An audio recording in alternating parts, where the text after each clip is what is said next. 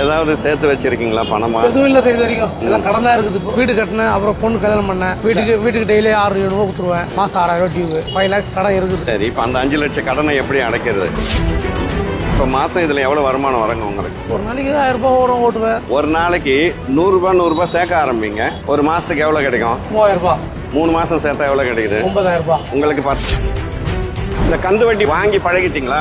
நீங்க கரெக்டா கட்ட ஆரம்பிச்சிட்டீங்களா? அவர் உங்களுக்கு கொடுத்துட்டே தான் இருப்பாரு. ஏன்னா அவருக்கு பிசினஸ்ங்க அது. அவர் என்ன பண்ணுவாரு, பாக்கெட்ல வச்சுட்டு போயிடுவாரு. நீங்களும் தேவையில்லையோ நம்மளோட செலவை நம்மளே அதிகப்படுத்திக்கிறோங்க. ஏற்கனவே நீங்க கடன் இருக்குன்றீங்க. பையன் வந்து எனக்கு பைக் வேணும்னு சொன்னா நீங்க புரிய வச்சிருக்கணுங்க.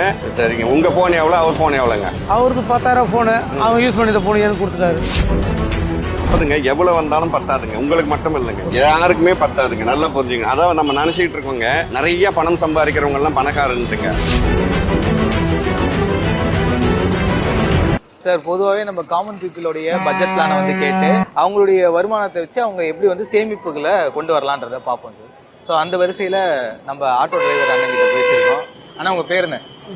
விஜயகுமார். எத்தனை வருஷமா ஆட்டோ ஓட்டுறீங்கண்ணே? 20 இயர்ஸா ஓட்டுறீங்க. சார் வந்து தாமோதரன், ஃபினான்ஷியல் அட்வைசர். சார் வந்து உங்களுடைய சேமிப்பு திட்டங்களை மேம்படுத்துறதுக்கு அட்வைஸ் கொடுப்பாரு. சார், நீங்க ஆரம்பிக்கலாம். வணக்கம், என் பேர் தாமோதரன். எத்தனை வருஷமா ஆட்டோ ஓட்டுறீங்க? 1998 ஓட்டுறேன். ஓகேங்க. எத்தனை குழந்தைங்க? ஒரு பொண்ணு, ஒரு பையன்.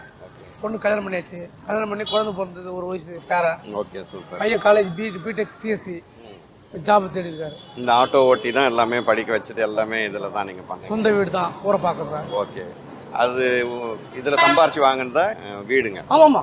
ஓ, எல்லாமே இது கொண்டதா? பாதி வந்து பாதி கொடுத்து ஹெல்ப் பண்ணாங்க. பாதி கொடுத்து ஹெல்ப் பண்ணாங்க. ஏதாவது சேர்த்து வச்சிருக்கீங்களா பணமா? எதுவும் இல்ல செய்த வரைக்கும் எல்லாம் கடன் தான் இருக்குது. இப்போ வீடு கட்டினேன், அப்புறம் பொண்ணு கல்யாணம் பண்ணேன். கொஞ்சம் ஒரு 5 lakhs கடன் இருக்குது. சரி, இப்ப அந்த 5 லட்சம் கடனை எப்படி அடைக்கிறது? எப்படி அடைக்கணும்? பையன் ஜாப் போனதான். படிப்பு, நல்ல படிப்பை கொடுத்துருக்கீங்க. B Tech CSC. ஆமா, பொண்ணு பிஎஸ்சி மைக்ரோபயாலஜி. சரிங்க. இப்ப மாசம் இதுல எவ்வளவு வருமானம் வருங்க உங்களுக்கு? ஒரு நாளைக்கு 1000 ரூபாய் வரும். ஓட்டுவேன். கேஸ். நீங்க ஏதாவது அந்த சர்வீஸ் எல்லாம் இருக்குல்ல, நீங்க இண்டிவிஜுவலா ஓட்டுறீங்களா? ஓன் வண்டினா இந்த இதுவெல்லாம் இருக்கும், ஓலா, ஊபர், அந்த மாதிரி ஏதோ ஒரு டைப்ல இருக்கீங்களா? இருக்கு. ஓலா, ராபிடோ. அது மூலியமா எல்லாம் நல்ல வருமானம் தானே வருது? அது நம்ம ரெகுலர் சவாரி இருக்குல்ல, போச்சு ஒரு எடுப்பேன். வாரத்துல 5 நாள் ஆபீஸ் சவாரி இருக்கு, சனி ஞாயிறு எடுப்போம். இப்போ உங்களால ஒரு மாசத்துக்கு எவ்வளவு சேர்க்க முடியுங்க? ஏன்னா 5 லட்சம் ரூபாய் கடன் இருக்கு இல்லையா? பையனை நம்பின்றது அப்புறங்க. பையன் படிச்சு இன்னும் வேலைக்கெல்லாம் போகணும், எல்லாம் பண்ணணும் இல்லையா? உடனே வேலை கிடைக்கணும் இல்லையா? இப்ப உங்களுக்கு மாசத்துல எவ்வளவு சேர்க்க முடியுங்க? எங்க சேர்க்கறது இல்ல சார். டெய்லி சம்பாதிக்க, டெய்லி கடன் கொடுத்து தான் வாங்கணும். கடன்னா என்ன, கந்து வட்டி என்ன வாங்கிருக்கீங்களா? அது எதுக்கு வாங்கிருக்கீங்க? வண்டி செலவு தான். செலவு வச்சுருக்கு வீட்டுக்கு. வண்டின்னா அடிக்கடியா செலவு விட்டுருக்கோம். செலவு சார், வண்டி செலவு வச்சுன்னு இருக்கு சார். இல்லங்க, அதாவது நீங்க வண்டி செலவு 10 ரூபா வாங்க, அதிகமா வாங்க மாட்டேன். 10 ரூபாய் வாங்கினா டெய்லி 100 ரூபா கட்டணும். அதுக்கு நீங்க வட்டி எவ்வளவு கட்டுறீங்க? 1500 ரூபாய் பிடிச்சுக்கோங்க. 1500 ரூபாய். நான் என்ன சொல்றேன்னா 2500 ரூபாய் கொடுப்பாங்க. ஒரு நாளைக்கு எவ்வளவு கட்டுறீங்க? 100 ரூபாய். ரைட்டுங்க. நான் என்ன சொல்றேன், ஒரு நாளைக்கு 100 ரூபாய் சேர்க்க ஆரம்பிங்க. ஒரு மாசத்துக்கு எவ்வளவு கிடைக்கும்? 3000 ரூபாய். 3 மாசம் சேர்த்தா எவ்வளவு கிடைக்குது? 9000 ரூபாய். உங்களுக்கு 10,000 தானே வாங்குறீங்க எமர்ஜென்சிக்கு. அத 3 மாசத்துக்கு 100 ரூபாய் நீங்களே சேர்த்து அந்த 10,000 கையில வச்சுக்கிட்டு இருந்தீங்கன்னா அதையே நீங்க ரொட்டேஷன் பண்ணலாம். அது எமர்ஜென்சி தான் சார். உடனே கேட்டா கொடுக்குறா வாங்குறேன் சார். இல்ல, அது வந்து அந்த நேரத்துல போய் எங்க போய் கேட்க முடியும்? அதாவது அதுதாங்க, நம்ம கிட்ட வர்ற பணத்தை தாங்க சேர்க்கணுங்க. டெய்லி உங்களால ஒரு 200 ரூபாய் சேர்க்க முடியாதா? முடியாதா? பெரிய சொல்ல முடியாது சார். ஆமா, வீட்டுக்கு டெய்லி 6,000 ரூபாய் கொடுத்துருவேன்.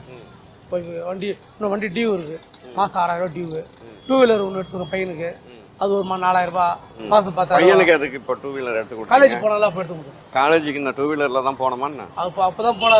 அதுதாங்க பிரச்சனை. இப்ப அது ஒரு கடன் வாங்கியாச்சாம, அது ஒரு கடை. அது 1 வருஷம் ஆயிடுச்சு வண்டி. இப்ப அவர் வேலைக்கு போய் சம்பாரிச்சு அவர் 2 வீலர் கடன் அப்படிதான் வாங்கணும் பண்ணோம். அதுதாங்க. அதாவது பாத்தீங்கன்னா என்ன பிரச்சனைன்னா, நம்மளோட செலவை நம்மளே அதிகப்படுத்திக்கிறோங்க. ஏற்கனவே நீங்க கடன் இருக்குன்றீங்க, வீட்டுக்கு கடன் வாங்கிறீங்க, எல்லாம் வாங்கிறீங்க. பையன் வந்து எனக்கு பைக் வேணும்னு சொன்னா நீங்க புரிய வச்சிருக்கணுங்க, இதெல்லாம் வேண்டாம்ப்பா, நமக்கு இவ்வளவு பிரச்சனைல இருக்கும், நான் கஷ்டப்பட்டு ஒன்னு படிக்க வச்சுக்கிட்டு இருக்கேன்ட்டுங்க. அப்ப நீங்க என்ன பண்றீங்கன்னா, உங்க பையன் கேக்குறதெல்லாம் வாங்கி கொடுக்குறீங்க. போன் என்ன வச்சிருக்காருங்க? போன் வச்சிருக்காரு, ஆண்ட்ராய்டு. சரிங்க. உங்க போன் எவ்வளவு, அவர் போன் எவ்வளவுங்க? அவருக்கு 10,000 போனு அவங்க யூஸ் பண்ணி போனு எனக்கு கொடுத்துட்டாரு. அதுதான் பாத்தீங்களா. அப்ப என்னன்னாங்க உங்களோட கடனுக்கு வந்து பாத்தீங்கன்னா இது மாதிரிதான் ஆகுதுங்க. நீங்களும் என்ன பண்றீங்கன்னா ஒரு ஆர்வத்துல பையன் கேக்குறாருன்றதுனால நீங்க வந்து வாங்கி கொடுத்துட்டு சொல்றது கேட்டுக்கிற பிள்ளையா இருந்தா பரவாயில்ல சார், இதுதான் வேணும் இல்ல அடம் பிடிப்பா நம்ம குடும்பம் சாப்பிட மாட்டாரு, இதுக்கு போக மாட்டாரு. நம்ம கூட அப்படி இருந்தா அப்படிங்க நம்ம நாளைக்கு வந்து வேற ஏதோ கேக்குறாரு எனக்கு கார் வேணும்னு கேட்டா வாங்கி தர முடியுமா? அதெல்லாம் அவர் சம்பாதிச்சு தான் வாங்கிக்கணும். அதுதாங்க. அதாவது வாங்கி தந்துட்டோம்னு வச்சீங்களா, ஓ இவரால முடியும் எப்படியாவது நீங்க போய் வாங்கிட்டு வாங்கன்னு இதே மாதிரி வீட்டுல உட்காந்து நான் சாப்பிட மாட்டேன்னு பண்ணிட்டு இருந்தா என்ன இது இந்த தம்பிக்கு மட்டும் இல்லைங்க, பொதுவா நீ நிறைய பேரை நான் பாக்குறேங்க. இந்த மாதிரி வந்துங்க குடும்பத்தில் இருக்கிற வருமானம் என்னன்னு தெரியாம அவங்களோட அப்பா அம்மாவோட கழுத்தை நெரிக்கிறாங்க. ஒய்ஃப் வந்து ஹவுஸ் ஒய்ஃப் வீட்டு வேலை செய்யறாங்க. வீட்டு வேலை பாருங்க, வீட்டு வேலை செஞ்சுட்டுங்க நீங்க இவ்வளவு கடன் இருந்துகிட்டு அவங்க போய் வீட்டு வேலை செய்யும் போது இதெல்லாம் இனிமேல் நீங்க புரிய வைங்க. பசங்களுக்கு வந்து புரிய வைக்கணுங்க. படிப்புன்றது முக்கியம். படிப்பு கொடுத்து படிக்கிறாரா, நல்லா படிக்கிறாரா? படிச்சு முடிச்சிட்டாரு. அப்ப வேலைக்கு முடிஞ்சிச்சு. சரி, இப்ப எவ்வளவு நாள் ஜனவரி அவர் வந்து 3 மாசம் 4 மாசம் ஆயிடுச்சு. ஏன் வேலைக்கு போல? ஜாப் ஒன்னும் கிடைக்கலன்னு சொல்றாரு. தேடணுங்க. தேடுறாரா? இந்த வண்டியை ஆன்லைன்ல தேடுறாரு. பைக்கை வச்சு ஒரு மாசமா அந்த ராபிடோ ஓட்டுனாரு. ஓட்டி வீட்டுல ஒரு 5000 கொடுத்தாரு. அதெல்லாம் குடுக்குறாரா? கொடுத்துறோம். எந்த செலவு எந்த சரி, அதையே ஓட்டலாமா? அவரும் அந்த வேலை கிடைக்கிற வரைக்கும் ஓட்டலாமா? கண்டினியூ பண்ணுங்க. அதாவதுங்க நல்லா படிச்சிருக்காரு, வேலையும் தேடணுங்க. அதே ஐடி கம்பெனி தான் ஜனவரி மேல தான் ஆள் எடுப்பான்னு சொல்லிருக்காங்க. அது ஒரு 2 மாசம் போனார். சரிங்க. அப்ப அவரும் உங்களுக்கு சப்போர்ட் பண்ண ஆரம்பிச்சிருக்காருங்க. அப்ப சீக்கிரமா கடன் எல்லாம் அடைங்க. அதே சமயம் பையன் ஏதோ ஒரு சப்போர்ட் வருது இல்லையா, பரவாயில்லைங்க, சம்பாரிச்சு கொடுக்குறாருங்க. அத வந்து நான் என்ன சொல்றேன், சம்பாரிச்சு கொடுக்குறாரு இல்லைங்க, நீங்க கராரா கேட்டு வாங்கணுங்க. நீங்க வந்து அவர் கொடுக்க மாட்டேன் இந்த 2 மாசம் கொடுத்துட்டாருன்னு அப்படியே லூஸா விட்டுறக்கூடாதுங்க. எனக்கு இது கொடுத்துதான் ஆகணும். நிறைய வீட்டுல நான் பாத்துருக்கேங்க, நீ இந்த காசை கொடுத்தாதான் உனக்கு சாப்பாடுனே சொல்ற பேரண்ட்ஸ் எல்லாம் நான் பாத்துருக்கேங்க. அவங்க தான் ஒழுங்கா இருக்கிறாங்க, போய் வேலை பண்றாங்க, எல்லாம் பண்றாங்க. இதெல்லாம் நம்ம அதாங்க, நீங்க தான் வாங்கி தரீங்களா? அப்புறம் நான் வண்டி வாங்கி தரீங்க, போன் வாங்கி தரீங்க, எல்லாம் வாங்கும் போது அவருக்கு நீங்க வந்து ஏடிஎம் மாதிரி இப்ப அவருக்கு பஸ் காசு. அதுதாங்க. இனிமேல் வந்து பாத்தீங்கன்னா அந்த காசெல்லாம் வாங்குங்க, சீக்கிரமா கடன்ல இருந்து வெளியே வாங்க.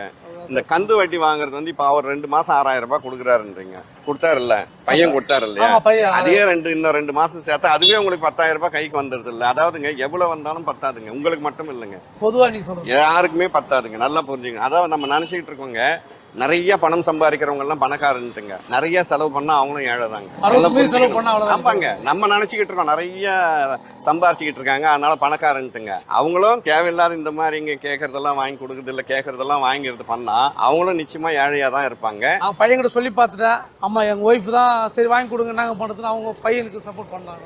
அது சில இடத்துல அம்மா சென்டிமெண்ட்டை வந்து யூஸ் பண்ணிப்பாங்க. பட் இருந்தாலும் பரவாயில்ல, நீங்க உழைச்சிக்கிட்டே இருக்க முடியாதுல்ல அவருக்காக, கரெக்டா இல்லைங்களா? அதனால வந்து பாத்துக்குங்க, இந்த கடன் எல்லாம் அடைங்க, கொஞ்சம் கொஞ்சமா அடைங்க. நான் என்ன சொல்றேன்னா, நீங்க கடனை வந்து ஜுவல்ஸ் தான் வச்சிருக்கோம், ஜுவல்ஸ் தான் பேங்க்ல வச்சிருக்கோம், அது கொஞ்சம் மாசம் வட்டி கட்டணும் வரும். அதாங்க, நீங்க அதெல்லாம் விட்டுட்டுங்க தனியா ஒரு 200 ரூபாய் மாசம் டெய்லி 200 ரூபாய் போட்டா தனியா உங்க கண்ணுக்கு தெரியாம சேர்ந்து போயிடுங்க. சேர்க்க முடியுமா? முடியாதா? மனசு இருந்தா மார்க்கம் இருக்குன்னு சொல்லுவாங்க இல்லையா? அப்போ டெய்லி 200 ரூபாங்க. இப்ப உங்களை போய் நீங்க போய் டெய்லி 2000 ரூபாய் சேருங்க, இதெல்லாம் ஒண்ணுமே வேணாங்க, சின்னதாங்க. 100 ரூபாய் 200 ரூபாய் நீங்க வந்து சேர்க்க பழகிட்டீங்கன்னா இந்த கந்து வட்டி வாங்குறத நீங்க விட்டுருவீங்க. நீங்க அது சேர்க்காத வரைக்கும் யாரோ ஒருத்தர் எடுத்து வந்து காலையில இங்க நிக்கிறீங்க, ஸ்டாண்ட்ல நிக்கிறீங்கன்னு எடுத்து வந்து கொடுக்குறாருன்னா உடனே நீங்க வாங்கி, அதாவது வாங்கி பழகிட்டீங்களா, நீங்க கரெக்டா கட்ட ஆரம்பிச்சிட்டீங்களா, அவர் உங்களுக்கு கொடுத்துக்கிட்டே தான் இருப்பாரு. ஏன்னா அவருக்கு அவரு ஆமா அவருக்கு பிசினஸ்ங்க. அது அவர் என்ன பண்ணுவாரு, நேரா கொண்டு வந்து இவரு கரெக்டா கொடுத்துருவாருப்பா, இந்தாப்பா பேக்கெட்ல வச்சுட்டு போயிடுவார். நீங்களும் தேவையோ தேவையில்லையோ அதை வாங்கிட்டு பையன் போன் கேட்டாருங்க, வண்டி கேட்டாருங்க, நீங்களும் வாங்கி கொடுப்பீங்க. செய்வீங்களா செய்ய மாட்டீங்களா? அப்போ இந்த கந்து வட்டி வாங்குறத வந்து விட்டுருங்க. நீங்களே ஒரு 10-20,000 ரூபாய் சேர்த்துக்குங்க ஃபர்ஸ்ட்டுங்க. உங்க ரொட்டேஷனுக்கு நீங்க கையில வச்சுங்க. நீங்க உங்க ரொட்டேஷன் உங்க கையில வச்சுட்டீங்கன்னு சொன்னா இந்த கந்து வட்டி கொடுக்குறீங்க பாருங்க, 2000 ரூபாய் கொடுத்துறீங்களா வட்டி, 1500 ரூபாய் வட்டி கொடுத்துறீங்க. அப்ப நீங்க நல்லா யோசித்து பாருங்க, ஒரு வருஷத்துக்கு 15,000 ரூபாய், கிட்டத்தட்ட 20,000 ரூபாய் கிட்ட, நீங்க 18,000 ரூபாய் கிட்ட வட்டி கொடுத்துறீங்க. அது டெய்லி நம்ம 200 ரூபாய் உங்களுக்கு வருமானம் இல்லைன்னா பரவாயில்லைங்க, வருமானம் வருதுங்க, வர்ற வருமானத்துல நீங்க அவங்களுக்கு கொடுக்கறது நீங்க சேர்த்து வைங்க. இனிமேல் வந்துங்க அந்த கந்து வட்டி வாங்குறத குறைங்க. பையனை வந்து ஃபோர்ஸ் பண்ணி வேலைக்கு அனுப்புங்க, கரார காசை வாங்குங்க. பையன் எது கேட்டாலும் நீ சம்பாரிச்சு வாங்கிக்கப்பான்ற நாளைக்கு நீங்க வந்துருங்க. பொறுப்பை வந்துங்க, வீட்டுக்கு கடன் அடைக்கணும்ல, அந்த பொறுப்பெல்லாம் கொஞ்சம் கொஞ்சமா பையன் மேல வந்து திணிக்க ஆரம்பிங்க. அப்பதான் பசங்க வந்து ஓகே வீட்டுல இவ்வளவு கஷ்டம் இருக்கு, அவருக்கே தெரியும் அம்மா வீட்டு வேலைக்கு போறாங்க, அப்பா ஆட்டோ ஓட்டுறாரு, அவரை இவ்வளவு முடிச்சு நல்லா படிக்க வச்சிருக்கீங்க, நல்ல வேலை தேட சொல்லுங்க, எல்லா கடன் பொறுப்பையும் அவர் ஏத்துக்க சொல்லுங்க. நீங்க கந்து வட்டி வாங்குறத ஸ்டாப் பண்ணுங்க. அதை தாண்டி முடிஞ்ச அளவுக்கு டெய்லி 200 ரூபாங்க நீங்க சேமிச்சு வைங்க. ஓகேங்களா? கண்டிப்பா நெக்ஸ்ட் டைம் பார்க்கும் போதுங்க கந்து வட்டி வாங்கலங்க, என்னோட சேமிப்புல தான் நான் ரொட்டேஷன்ல இருக்கேன், பையனும் நல்லா சம்பாரிச்சு எனக்கு காசு கொடுத்துக்கிட்டு இருக்காருன்னு சொல்லணும். Thanks for advice. நன்றி.